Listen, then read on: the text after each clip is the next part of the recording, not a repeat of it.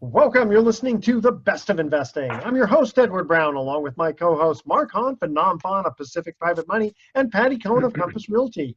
Our phone number is 888-912-1190. Use that number to answer the trivia questions for a 5-pack tanning certificate given away during the show. That certificate is not sponsored by the radio station, but by Tan Bella Tanning Salon with 2 locations in San Francisco and 1 in Marin. Today's trivia theme is Motown. Like that music. Motown. All right. Motown, nice. Motown, yeah. Hey, Patty, things are just going gangbusters in real estate. Tell us all about it.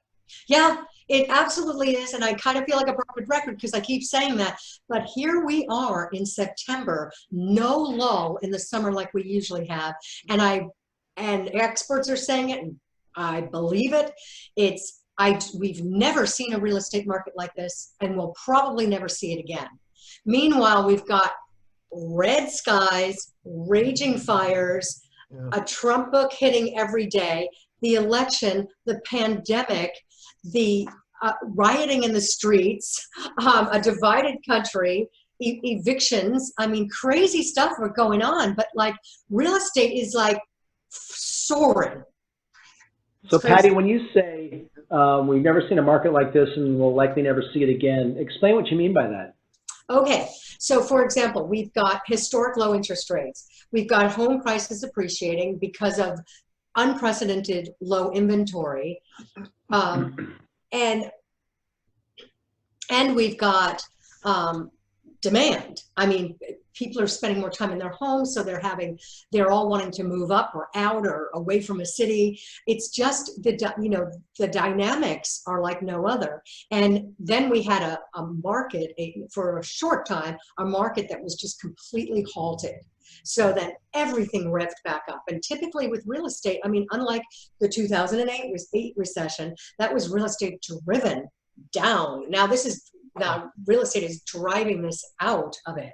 I mean, and we haven't seen the bottom yet in terms of what's going to happen, what's happening in the country, with evictions and the HEALS Act and whatever's going to be happening. But, with all the crazy stuff going on, Napa and Sonoma, they weren't really, most of the Bay Area wasn't impacted in the last couple of weeks in August by the fires. They just weren't. And unemployment rates seem to be going down too. What's that? Unemployment rates seem to be dropping. Yes. All the stats coming out. Yes, yes. There's still a lot that obviously we're still trying. I mean, we had another stutter step this week in reopening. We're in Marin County and we've been waiting for the gyms to open and we all belong to gyms and they've been saying, 2 weeks ago they thought they were going to reopen and they got paused and then they were going to open this week and they got paused. And that's just, that's just a small sample size, but a lot of, restaurants, a lot of businesses are still waiting to open. So there's still a lot of economic hardship going on. And what's interesting is that because of, even though unemployment is, the unemployment rate has been shrinking, there's still talk out there and expectations from a group of real estate investors that are still waiting for that real estate recession to hit, for there to be a significant dip in prices. I know I'm seeing in my Google News feeds, I'm seeing a lot of, predictions from people who I think are hopeful that there'll be a buying opportunity sometime in maybe 2021. Patty, are you hearing or seeing anything that might indicate that, California might face, downward pressure on prices, that we might actually cycle into something where there might be a significant price reduction, or do you just think that the metrics don't support that prediction? Well, I mean, all bets are off in a lot of ways because there's such crazy things going on in the world. But at the same time, a lot of real estate is driven by amount of inventory because that's supply and demand. That's all of it. The demand outranks supply. Well, let me ask you that, Patty. How many so far? I don't know what the numbers are yet, but for all the fires that are going on in California, how many homes have been lost? I don't know. Does anyone know that? Because I remember it was over 5,000 in Santa Rosa when they had the major fires there. I don't think the number is in the thousands yet, but we've already gone over the highest acreage of fire ever in a single year this season, and we still got several months to go, right? A couple of months to go anyway for fire season. So no telling how bad it's going to get. And every day it seems like a new fire starts somewhere else. So we could be talking on this show 4 to 6 weeks from now and be lamenting over, thousands of additional homes having been lost. I mean, we just, it's really hard to know. And this could be an annual thing. So, looking forward, California, I mean, we've already had now 2 major fire seasons in the last 3 years where we lost, a combined total of probably about close to 10,000 homes. Mm-hmm. And less than a third of those homes have been rebuilt. So add the homes this year, homes in future years' fires. California is just completely inept when it comes to local governments approving of the rebuilding of homes. So to the extent that continues, I think, Patty, you're right. The supply is going to remain low. We're not even going to rebuild the homes we lose at the same rate. And demand, regardless of how many people move out of California, there's still demand for homes. It's still, the demand outweighs population changes, people moving out, people getting fed up with how expensive it is in the Bay Area and moving to Texas, whatever, yada, yada, yada. I don't see there, I can't imagine right now the combination of facts that would result in a 30% decline in California real estate prices, unless, yet another black swan event, would befall us. Okay, when we come back, we're going to get into a couple of emails we received for our co-hosts here. First trivia question is, one of Motown's classiest 60s acts were the Miracles. What word completes the Miracles song titled "The Tears of a Blank"? What was that final word? All right. Email Edward at sportsecon, that's my other show. Email, phone 888-912-1190. The first caller with the correct answer is going to win the tanning certificate. I want to make a quick mention here also from Mountain Mike's Pizza in San Rafael. They are open for pickup or delivery. Best pizza in town.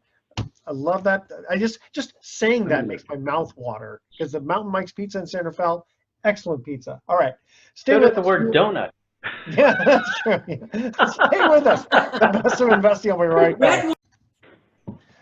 Welcome back to the Best of Investing. Edward Brown here, along with Mark Hunt, Nam Phan, and Patty Cohen. First trivia question, talking Motown. One of Motown's classiest 60s acts were the Miracles. What word completes the Miracles song titled "The Tears of a"? Patty, what's Clown? Clown. Love that song by Smokey Robinson and the Miracles. All right, email time here. Patty, this kind of fits right into what you were talking before.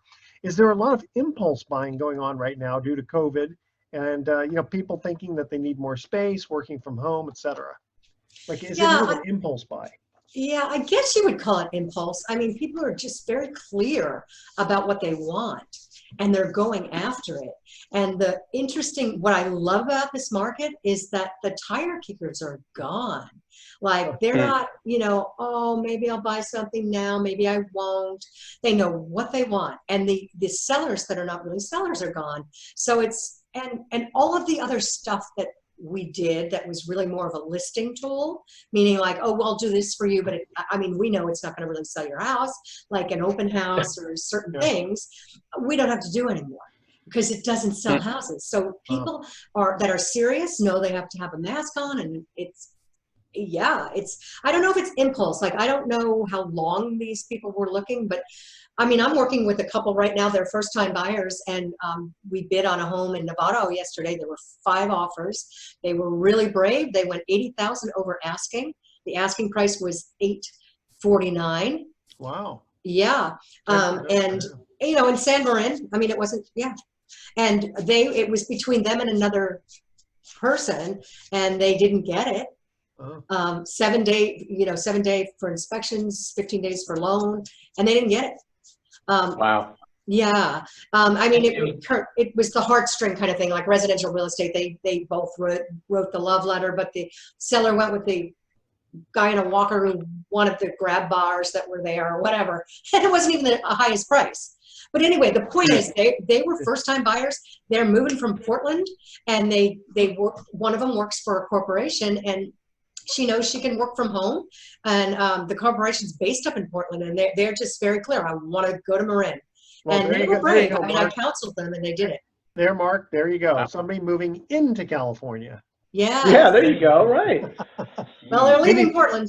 I was gonna say maybe because of downtown Portland, what's kind of the craziness that's going on there, they want to kind of get away from that.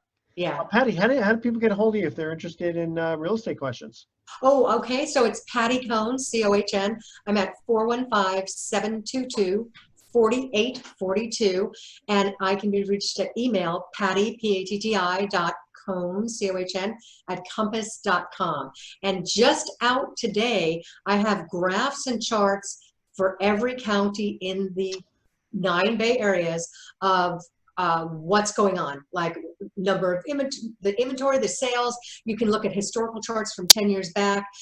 You know, basically prices, time on market, list price to sales price, how much inventory, comparatively speaking. Happy to email them to anybody that wants them. Very good. Well, thank you very much. Yeah. Mark and Nom, email comes in. It says, how can you afford to pay a preferred yield of 9% in your new Pacific Southwest note fund when the preferred yield is 7% for the Pacific Private Money Fund? So this is someone who had listened to our show the last couple of weeks and heard that the new fund is paying a 9% preferred yield. Well, Edward could even take that one. Nom and I were going, which one of us want to answer that?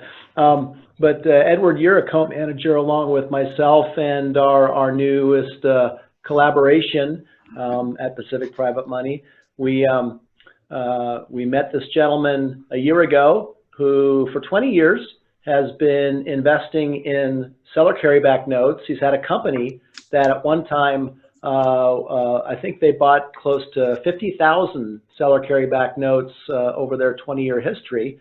And he was looking to raise additional capital. I guess he sold that company years ago and had a smaller practice, but then got the idea of raising capital again to ramp up the business again, because he saw that seller carryback notes were a great investment. And these are mostly in Texas and surrounding states. And if you're a California investor, you don't probably come across too many situations where someone sells a piece of real estate and carries back a note. I mean, pretty much in California, most transactions are, you know, you get bank financing, you put a down payment of 10 to 20% down, you buy the house.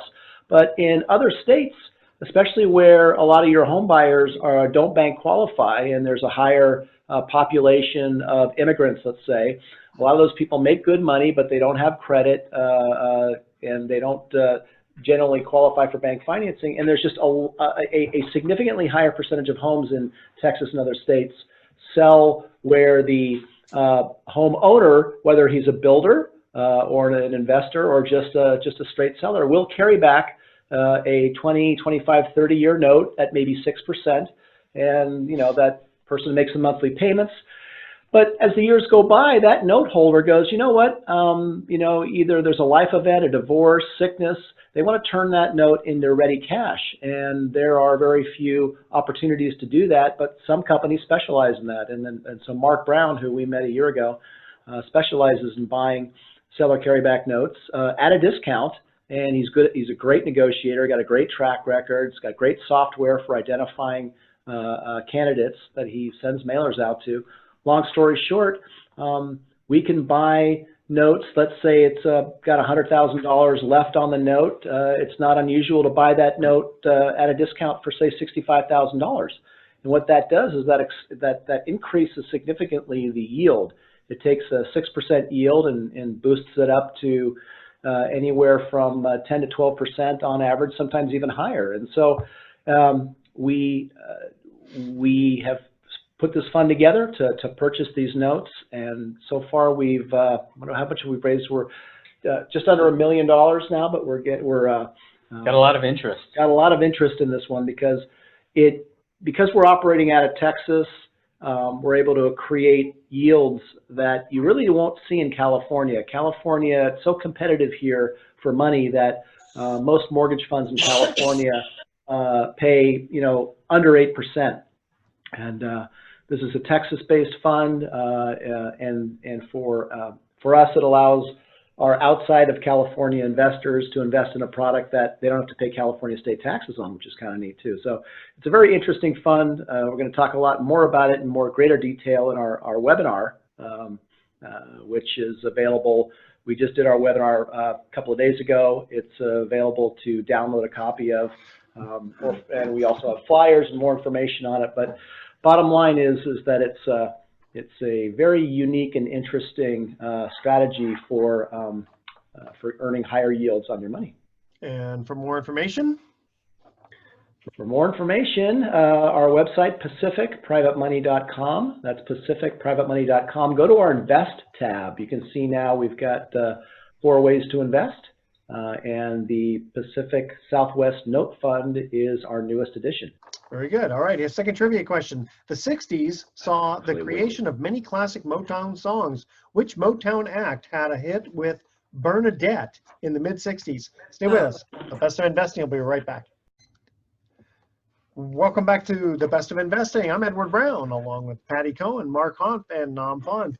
Second trivia question. The 60s saw the creation of many classic Motown songs. Which Motown act had a hit with Bernadette? Oh. Who was that? Okay, Nobody? anyone? What's that? Nope. The Four Tops. Four Tops. All right, Noam, give us a deal of the week, please. Yeah, so this is deal of the week. Actually, this one just came in this week, and it's a speed drill for us. So at Pacific Private Money, we're alternative lenders. We are often Plan B for borrowers when Plan A, which is conventional financing, isn't an option. In this case, it was an option, but the lender, the non-QM lender, kind of dragged their feet a little bit and caused the loan approval process and funding for this gentleman to get delayed. In the meantime, he has earnest money deposit at stake. And, as Patty mentioned, and as we've talked about over the last several weeks, this is a hot market. So if you're in escrow on a purchase and you're the borrower, if something happens, there's a high likelihood that that seller has somebody else waiting in the wings to step in if you can't close. And in this case, the person's earnest money deposit was in jeopardy because their loan was taking longer to fund, and they were going to get a notice to perform, meaning they stood the chance of losing their earnest money deposit if they couldn't close on time. So this person came to us. We have 6 days to close this loan, and which is very fast. We don't like to operate in such a speed drill, but we can, and we've done it consistently. So we're going to close this loan in 6 days. It's for almost $1 million, and just to give you perspective, I mean, this borrower, if they didn't have us as an option, number one, they lose their earnest money deposit, which is not an insignificant amount. Number two is, in this case, the person's already has to vacate their current residence that they're in.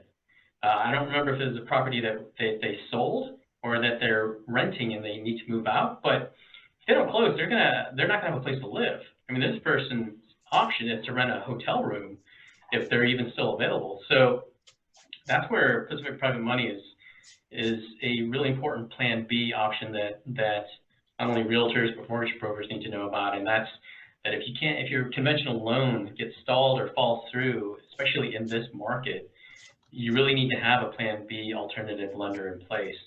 And again, it's just a fire drill for us. It's a 6-day close, but we'll be able to pull it off and save this transaction. Again, it's going to be a short-term loan because they're going to be able to get a conventional loan and refinance out of ours probably within 3 or 4 months. So if you are in a situation in this market where you either need to buy before you sell or something's happening with your conventional loan, experiencing a hiccup, give us a call. And that's at 415-883-2150. Or you can go to our website, www.pacificprivatemoney.com. Very good. And then, Patty, you have any other news for us? Yeah, I just said it's crazy out there. It's buy now. Buy now. You had mentioned, Patty, earlier. You said because I was just checking out one of my favorite real estate blog sites, and you mentioned the market's crazy and we've never seen anything like it. And here's a national website, because we like to talk sometimes California or even the Bay Area. This is a national website that's saying, with mortgage rates hitting historic lows, home prices appreciating, affordability rising, and the market recovering like no other, 2020 has been quite a year for real estate, perhaps one we've never seen before and may never see again. And one of the things they were pointing out, and this is nationally, and this I actually didn't realize, this surprised me, according to the housing market recovery index by Realtor.com, the market has now surpassed pre-pandemic levels and regained the strength we saw from February of this year. So it's not just a California phenomena, it's a nationwide phenomena. Home prices, residential home prices, and and let's to back up just a second. Commercial real estate's getting a lot of press, and multifamily, because rents aren't being paid. Large apartment buildings and owners who are having trouble collecting rents, and they can't kick people out now because of restrictions on evictions, et cetera. In the commercial real estate market, there's a lot of distress right now, but in residential real estate, and residential real estate comprises the vast majority of real estate transactions in America, and it's the one that most individuals are involved with. Commercial real estate's a very small subset of investors. It's really the big boys. But for those of us, for the majority of the people who listen to this show, who are basically what we would consider retail investors, homeowners, home buyers, people concerned with their investments and their money, residential real estate, super strong. And at Pacific Private Money, we offer 4 different investment strategies, all backed by primarily single-family residential real estate. And so that's why we've been consistent. We did not have a stutter step through the last 6 months of this pandemic with our investment strategies or our investments. We did not have a stutter step on our yields. We've had to spend a little bit more time coddling our borrowers to get them to pay, but for the most part, they're paying. And so we don't have a distressed portfolio, and we don't have distress in our business model. So it's and many companies like ours are experiencing that same core strength. So I feel pretty blessed that we ended up in an industry that we did not have to shut down during the pandemic. We've been able to keep our doors open. We've been able to write loans. We've been able to help home buyers get into their next home. And we've been able to help hundreds and hundreds of our private clients earn exceptional, reliable, and well above market returns on their savings and investments with safety and security features that you just don't find elsewhere. And let's face it, everything the press says, and the Fed has come out and said it, they expect these low interest rates to go on for the next several years. Wow. Nobody that I'm reading is predicting 6 or 7 or 8% mortgage rates anytime soon. Nope. That we're going to be in this 3 to 4% range for years to come. All right. We're going to cut to our third commercial break. Trivia question. Motown is the topic. Motown produced many great dance tracks in the 60s. One of the best was Junior Walker's Roadrunner. What was the name of Junior Walker's backing band on this song? In other words, Junior Walker, etc. Like Michael, I think I remember. Like Dr. Hook and The Medicine Show, Yeah. Okay. Yeah. Call 888-912-1190. First caller with the correct answer is going to win that tanning certificate. Stay with us. You're listening to The Best of Investing. We are going to be right back. Welcome back to The Best of Investing one more time. I'm Edward Brown, your host, along with Patty Cohen, Mark Hanf, and Nam Fon. Third trivia question. Motown produced many great dance tracks in the 60s. One of the best was Junior Walker's Roadrunner. What was the name of Junior Walker's back band on that song? All Stars? Yes, very good. Junior Walker and the All Stars. In my head. Hey, wait a minute. You're not old enough to know that. No, I think I'm showing something here. Nam, you wanted to continue on about interest rates. Yeah, so in the last segment, Mark was talking about rates and the article that talked about rates being low for the next several years.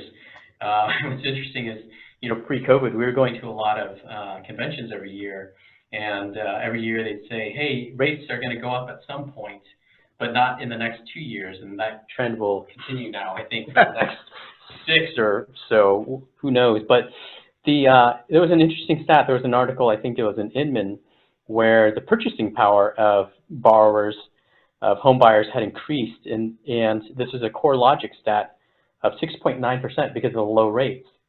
However, the home prices are either just at that same level, so canceling out the purchasing power that borrowers have because of the low rates.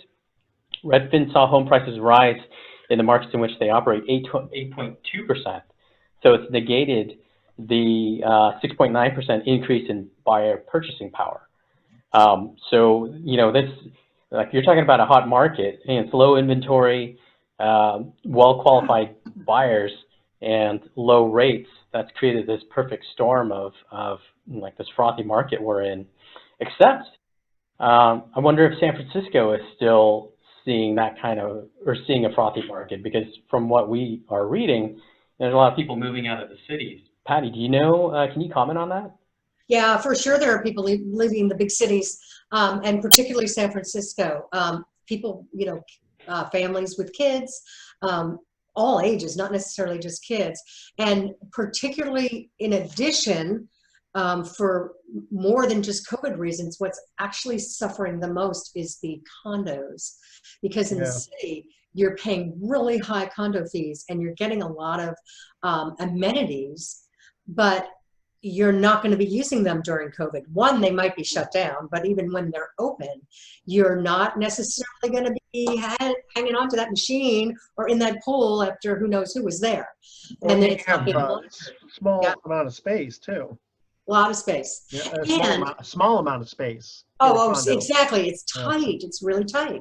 And the other thing about it is, because of some of those problems with the leaning buildings and all that, there's this kind of stigma with the condos south of Market and the big towers. So those are, those were multi-million-dollar purchases, and they're really not doing well. So Do you know how much they've dropped in price? I don't know. I can find out for the next time. Okay. But people are not touching them. And in general, the city's kind of soft. Yeah. So when people hear, and there has been press about home prices dropping in San Francisco, really the story behind the story is single-family residential properties in San Francisco are not dropping in price. Condos are dropping in price, and there has been an actual building surge in condominiums over the last 5 years in San Francisco, and a lot of those have come on the market now. And Patty, as you pointed out, there's a lot of people who are looking to leave their condos because now they're not as compelling to live in the age of COVID. So San Francisco is, because of the condo market dropping there, that's the outlier in all of California, where if you look at city of San Francisco home prices, it would lead you to believe that, prices are dropping. That's a harbinger for the rest of California. Well, no, it's not. It's not a harbinger for anything other than townhomes and condominiums and TICs in San Francisco, which there are an abundance of. There is a movement away from those homes, but single-family residential is still pretty strong. And I have to imagine it'll swing back the other way, because people are going to buy wherever, Sonoma County as an example, and their kids can go to school remote. At some point, what's going to happen? I mean, are they going to have to go back to the school district if they want to stay in that school? I mean, there's some really good schools in San Francisco that these families move to the city specifically for, in addition to their work, where, are these schools going to say, okay, you can continue to be a remote student, or do you have to go to the classroom? And so I think there's going to be an attraction back to San Francisco when all of this is over, because of the things like school districts and jobs. So maybe this is kind of not a knee-jerk reaction, but maybe taking advantage of what's in front of people right now, which is, hey, I can work remote, my kids can go to school remote. all I know for today. And we'll cross that bridge of can we move back or should we move back? Yeah, because I don't think it's going to last that long. Yeah. It'll come back, very similar to businesses that are having people work from home, and then they're going to find out that they're just not that productive, and they're going to have them come back in the office. Yeah. Maybe that's what the caller meant when they asked about impulse purchases. Yeah. That is, it's going to change. We all know it's going to change, and you can't just, if your home is not in the school district where you're paying taxes, it's not going to be, oh yeah, come on over. Right. I don't know. I mean, we'll get a vaccine and things will change. There's so many unknowns, but a major house purchase, it shouldn't really be impulse. No, but there's also a lot of people buying second homes too. Yes, there are. Yes. That could be what it is. Hey, I'm going to buy in Sonoma. I'm going to keep my condo or house in San Francisco, and I'll move back when I can. In the meantime, I've got a home to go to, and plus they're buying boats and all kinds of boats, RVs, bikes. Yeah, bikes. Yeah, those are all flying off the shelf. I just wanted to pivot back just a moment on something Nam was saying at the beginning of this segment, where he was saying, purchasing power has been going up because of lower interest rates. Here's a numerical example of that. Based on recent declines in interest rates, they're saying home buyers on a $2,500 monthly budget can afford $33,000 more of a home. That's the good news. The bad news, nationwide home prices are up 8% July over July, so it kind of cancels that out. So, so sometimes you can't win for losing, but still, it's amazing. No one could have foreseen the housing market behaving the way it is. In a way, it's really, I know it's disappointed a lot of real estate investors who were waiting for buying opportunities. I look at those guys who spend a lot of money getting themselves set up to go on a sale spree for buying foreclosures, kind of like those who have been waiting for the stock market to drop or for Tesla to drop or something. Those short sellers out there who've lost their shirts, and I know a few of them personally. So it's been a very, very interesting market, very unpredictable. Mm-hmm. All right. We don't have a trivia question, so we have just a couple more minutes, and then we're going to cut to our thoughts for the day at the next segment. Well, we can give our information again. Yeah, give your information again. I cover all of the Bay Area. I'm Patty Cohn with Compass, and I've been selling residential real estate for 32 years. I've sold more listings in Marin County than 99.3% of the 1,600 agents here, and I can be reached at Patty, P-A-T-T-I.Cohn, C-O-H-N, at compass.com. Very good. And Mark and Nam, real quickly. Yeah, give us a call at 415-883-2150, and our website is www.pacificprivatemoney.com. All right, stay with us. The Best of Investing. We'll be right back with some closing comments. Welcome back to the Best of Investing. Last time for today, I'm Edward Brown, your host, along with Nam Phan and Mark Hoff of Pacific Private Money and Patty Cohn of Compass Realty. Nam, before we cut for our thoughts of the day, you guys had a webinar, and you want to let people know if they missed it, how to get a hold of the information. Yeah, we had a great turnout. We had over 100 people register for it. A lot of them are existing investors and new investors. We've been promoting our various funds for several months now. On the radio show and on the internet. So if you missed the webinar, then you can still register to see a video recording of it. And to do that, just go to our website at pacificprivatemoney.com, go to the events page, and you can actually click on the register button, and we'll send you a recording of it. You can also call into the office at 415-883-2150. And we can send you a copy if we can get your email address. Yeah, just to reiterate, the webinar covered 4 different mortgage-backed fund opportunities that we now offer at Pacific Private Money. We've been doing these webinars for years and doing live events with Edward, myself as MC, talking about the Pacific Private Money Fund, which we launched in 2013, which has now been successfully distributing between 7.5% and 8% to its members for over 7 years now. And in the last 12 months, we started two collaborations for two new funds, the Southwest Note Fund and the North Star Fund, which is our construction lending fund.